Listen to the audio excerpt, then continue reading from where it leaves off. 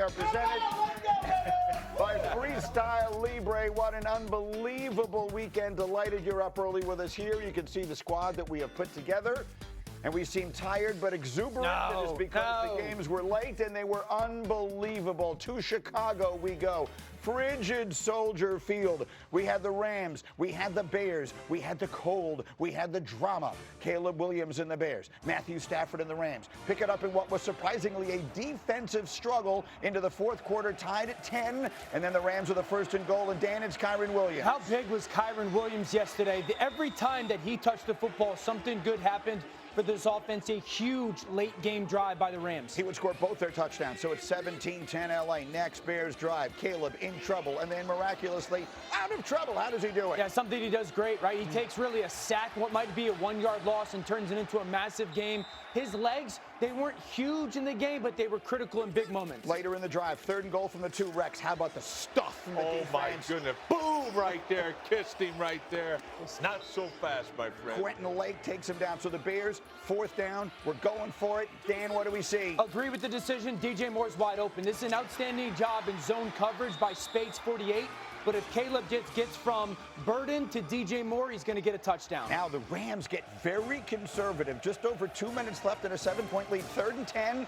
Instead of trying to ice the game with a touchdown, and I mean that literally, or I should say a first down in that cold, they opt for the running play and they punt it back to Caleb Williams, and we know what he has done all year long. Who's his favorite target in moment like this? Colston Loveland, always on these in-breakers or corner routes. Really good job in the fourth down. So here we go, 27 seconds, fourth down and the season to go. Mike Tirico on NBC. What did everybody at this table just say? Unbelievable. Same thing Tirico did. By the way, it's a 14-yard play off a 45-yard backwards throw. It is another midway miracle. And so what do we do right now, Rex? Go for 2, obviously. Go for 2 in the win, but they don't. What? Jairo Santos, we tie it up. 60 minutes insufficient to settle the issue. Second overtime game of the weekend. Bears get the ball after a Rams punt, so any score wins it. Dan, what happens here? Miscommunication. I think Caleb Williams is trying to what we call flatten a receiver, bring him to the sideline in front of the safety. DJ Moore looks like he's going high, thinking I'm going to throw this ball down the field. It's a remarkable play by Cam Curl, who had an outstanding football game in big moments. We will dissect that play in just a couple of minutes. So now the Rams get it, any score wins, and how about this from Devontae Adams? Yeah, just a no-looker to the field by Stafford. Just a great throw and just Hall of Fame connection, quarterback to receiver. Unreal catch. Now here's a play for the ball game. 3rd and 6 from the 43-yard line. They go to Puka, old reliable. That's 16 yards, and they are in field goal range. Rams work it to a 4th down, and that brings on Harrison Mevis from 42 yards away. And he kicks the Rams all the way to Seattle and kicks the miraculous Bears season into the things of memory. Sean McVay and company can exhale. Caleb Williams can only dream about what might have been and what might still to be someday. But this was Stafford and the Rams and their night. Stafford and McVay continue to do what they've done. They deliver in the clutch. Matthew Stafford, his 55th career game-winning drive in the fourth quarter or overtime, most in the NFL since he entered the league in 2009. Meanwhile, for McVay, his 3rd walk-off playoff win, also the most in the league since he got there in 2017. Here was the coach after the game.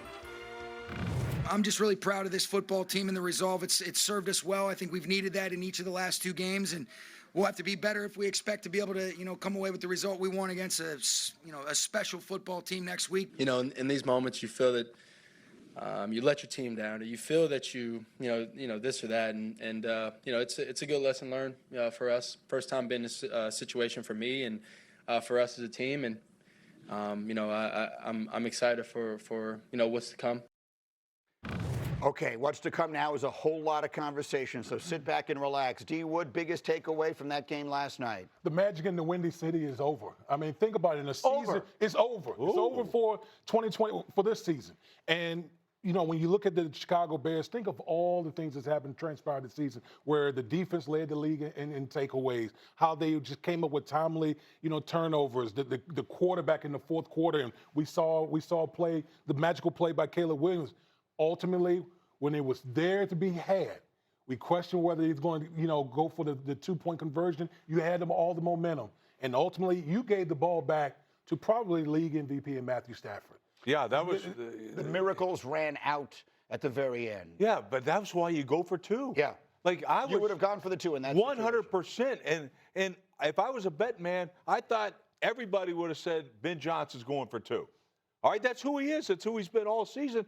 He wasn't the guy he was during the entire season. So to me, no. Are you going to get more momentum than what you did by converting a 1 in a million chance play by a quarterback? Why do you think that happens in the playoffs to a coach, that he goes against character and goes for the extra point? Why do you think that look, if you're playing by the book, right, Dano, by the book, it always says when you're the better team, number one, the better team, you make the kick, right? You tie it. When you're at home, you kick it.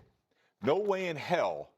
That's why you don't play that game on a computer or all that type of crap. You go for it, 100%. Even if you don't make it, every single Bear fan is like, that's who the hell we are. I thought Ben Johnson absolutely. Why did you tighten up? Why? Yeah, I mean, he went against himself that we saw the first 59 minutes. I mean, he was unbelievably aggressive yesterday. The reason the Bears lose the game was because of all the aggressive fourth down calls when they go for it and they don't get it. Situational football is the reason why the Bears lose that game. They were pretty good on early downs, but the third down and fourth down fails. That's really the story of the game. I don't disagree with being aggressive on them either. You're playing against an offense that, at least going into the game, is incredibly high-powered, but you got to credit the Rams for making the go for the two. So that's one piece of this. Could have gone for the two. I sort of see the other side of it, which is you have all that momentum, carry it into the overtime. The Rams seem to have gotten very tight there. One way or another, they could have gone for the two. We'll never know what would have happened. Then they get the ball back in a situation where any score wins it, and they throw the interception. Let's go through that play. What happened? Miscommunication. Quarterback sees one thing, receiver sees a different thing at the same time. That's what we talk about, being on the same page. It's a good concept. You're going to start at the bottom of the screen. They're basically playing man at the bottom of the screen. Caleb is going to start with his eyes there, but that crosser route, that's DJ Moore, okay? Now, DJ Moore is seeing that safety in the middle of the field. Rome Odunze's running the straight line. He's trying to lift that safety. DJ's attacking the space. You always want the receiver to do what we call be friendly. Stay between the defender and the ball. He goes high thinking the quarterback's going to throw it downfield, and Caleb thinks I'm going to flatten him across that safety's face. The safety beats him to the ball. And so this is just, and now this is really easy for us to do this with a remote, slow down, clicker, all that. Caleb thinks that DJ's going to flatten that now, and DJ thinks that Caleb's going to throw him down the field now.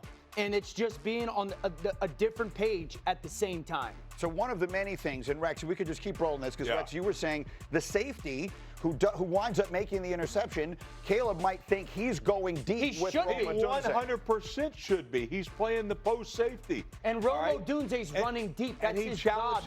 Yeah, so of course he's going to stay with it. Now, Odunze runs a little more like it's almost like a corner. Yeah. And that's what pulls the guy off. If he would have run straight through, okay, no way in hell would the guy have come up. But it was just that subtle movement to the corner, which he's like, forget it. Boom, and he drives it. The play that young man makes Cam Crow, is absolutely amazing. That's Ed Reedish right there. Unbelievable break and safety because he doesn't anticipate the safety coming down. Yeah, and quite honestly, neither does Caleb. So what you're saying, let me just make sure it's clear for everyone at home. Part of this might be that DJ Moore thinks, like Caleb does, that the safety is going to go deep with Odunze, and he doesn't realize he's going to be 100%. There to cut in front of him. And that's a huge part of it. And what people need to understand is there's a moment when you can see DJ Moore start to go to his cut, and he has his eyes kind of seeing the safety, and the safety actually starts to go deep with Rome Odunze, which he's supposed to do. As he takes his head back to Caleb, that's when the safety puts his foot in the ground and drives. And so a couple of things are a reality here. Again, they're just seeing a different thing at unfortunately the same time. That being said, there is a fundamental rule that you are taught from a receiver perspective and a quarterback perspective. Always, always, always, always, always protect the throw. Always protect the throw. So I would love to see DJ Moore do everything he can to cross the safety's face, stay in between the safety and the ball to make sure that interception doesn't happen. Okay, when I compare it to Ed Reed, we used to play our top safety like this. I would take the over route from passing strength. You're going to replace me. If you run it just one more time, this is exactly what they're trying to do here. Watch the corner. If we can somehow get this thing one more time, you're going to see the corner take over the post. Yeah. The corner at the top of the screen. Watch it. On the left side. Watch, he's going to take over the post. Yeah. And now you drive it. This is what we used to do corner on the all left. the time from passing strength side. The safety would drive it. He does a phenomenal job on this thing. Okay, so it's an incredible play. We'll continue to break it down all morning long. We've got the sort of advanced X's and O's. Shefty, quick take. Yeah, how much blame is on Caleb Williams for the loss? I would say because of that interception, we are going to not remember the play of the throw of the season, the throw of his career, because we're spending more time talking about that than looking at the one play that was unbelievable. That would have defined a season in which he already had like 5 season-defining plays. We will have much more on that game and the other games this weekend. But, of course, tonight we have the biggest game, college football. We're counting it down to kick off tonight between Indiana and Miami. I've got George